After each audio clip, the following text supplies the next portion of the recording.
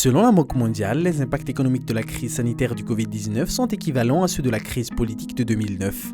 Des ménages appauvris, des entreprises englouties par les dettes et des milliers de chômages par secteur. En ce qui concerne l'emploi, les chiffres à retenir en 2020 sont 61, 38, 13 et 12. 61% des emplois perdus dans le secteur touristique, 38% des emplois perdus dans le secteur du transport, 13% de pertes d'emplois dans la fabrication et la transformation, 12% dans le secteur du commerce. Le secteur le plus touché par la crise sanitaire est le tourisme, paralysé par la fermeture des frontières aux vols internationaux. En octobre 2020, la Confédération du tourisme à Madagascar dresse un bilan lourd de la crise. 100% de perte du PIB, 98% de chômage technique, 1 an de perte de revenus, 100% de perte de devises, 748 millions d'euros de perte de recettes, 44 000 emplois directs en danger. Le tableau dressé par le groupement des entreprises de Madagascar fait état de 4 701 employés issus de 52 entreprises de Madagascar déclarés, envoyés au chômage technique ou même licenciés pour des motifs économiques. La GEM estime à 30% la chute des exportations et des importations au cours du second semestre 2020. En juillet 2020, l'exportation a chuté de 56%.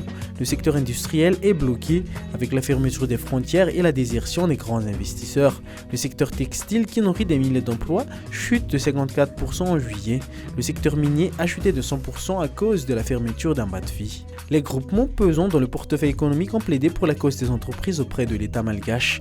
Des subventions ont été sollicitées pour les employés, des exemptions d'impôts ont été demandées pour les entreprises, des crédits à la trésorerie ont été requis, un plan de mitigation a été discuté mais il a été rejeté, un plan multisectoriel d'urgence a été élaboré mais il a mis du temps à se mettre en œuvre. En réponse, les autorités ont accepté un report de certaines échéances fiscales, un report de certaines échéances de paiement de dettes, un report des obligations de rapatriement de devises, un prêt à taux zéro à échéance différée en janvier 2021 pour les employés, un montant de 50 millions d'ariars pour octroyer un prêt sur 24 mois aux entreprises malgaches avec un taux privilégié de 8% à 9% et un différé pouvant aller jusqu'à 6 mois en vue.